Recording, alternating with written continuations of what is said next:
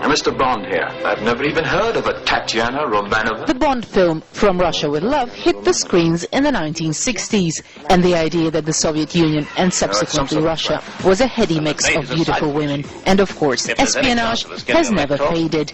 Almost half a century later, the country that produced the world's most famous fictional spy, Agent 007, seems to be all too keen on looking for signs of espionage everywhere, and Russia remains a favorite target. Only several months ago, Britain's intelligence service MI5 announced they needed extra resources to keep an eye on Moscow's operations. Despite the Cold War ending nearly 2 decades ago, my service is still expending resources to defend the UK against unreconstructed attempts by Russia, China and others to spy on us. But experts say the murky world of espionage is hard to assess. I feel that this question of Russian hostile intelligence work against the United Kingdom comes into the category of things we know we don't know. So we know there is a problem, we don't exactly know how big it is. With Russia restored to the world stage, Britain seems intent on resurrecting old stereotypes and suggests the world follows suit. A recent article in The Economist calls on the European Union to introduce a healthy dose of paranoia when it comes to protecting its classified information. The article focuses on who else other than Russia and its, as the article puts it, increasingly energetic espionage efforts. It's a comment. There's no actual facts attached to it.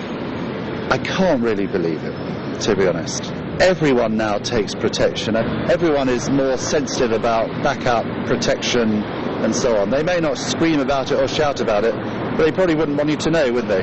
So how real is the threat from Russia and its computer geniuses, believed to be hacking into the world's most protected secrets? The answer is at best unclear. When we start asking ourselves what countries are involved, there are a great deal of references in the press as to who is responsible. Only when you start to investigate and drill down, then instead of the picture becoming clearer, it becomes murkier. Professor Sommer is convinced that in the world of modern communications, especially in cyberspace, it's almost impossible to track anyone down. Since espionage is one of the oldest professions, all countries are interested in the military and diplomatic moves of all other countries. So, although you might say there are groups of people within Russia or within China who are particularly adept at espionage techniques and who's going to gainsay them, it's actually also true that there are plenty of people in the West with the necessary skills. Only I live in the West and my governments are unlikely to talk about it quite so much. Experts agree there is nothing new in countries spying on each other. It's just a question of who points the finger first. When the former Russian Security Services agent Alexander Litvinenko died in London 2 years ago, the British media dubbed it a real-life James Bond thriller and accused the Kremlin. None of the allegations were ever substantiated. Today, Britain is as fascinated with spy stories as in the old days, and the finger-pointing towards Russia seems to be an old habit. But with the whole world engaged in espionage, the main issue here, it seems, is the level of Britain's paranoia.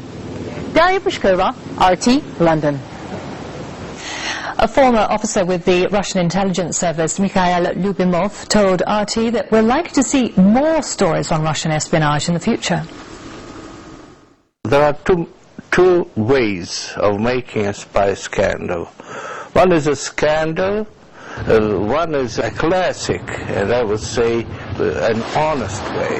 When you arrest a spy, some foreign agent, to make a trial, it's completely legal, the precedent formed, and the spy gets, say, 30 or 40 years. But there is another, not a classic, but I would say very modern way, when you just expel people, Soviet or Russian, you expel, and this is all. You say that he is connected with foreign intelligence service or doing something bad. Another way, which is used by the counterintelligence services many times a year, is of course articles like the one we were discussing now. Oh yes, it sounds very scandalous, as if anything new is said.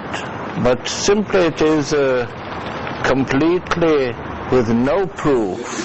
It's a line which will be continued. I'm sure that in half a year or 3 months there will be some article, then another article, then repercussions in the press, and again it will be about increasing of Russian espionage in Europe or in America or in Africa or anywhere, because it's a line, it's a part of the propaganda machine in any spy service, counter-spy service.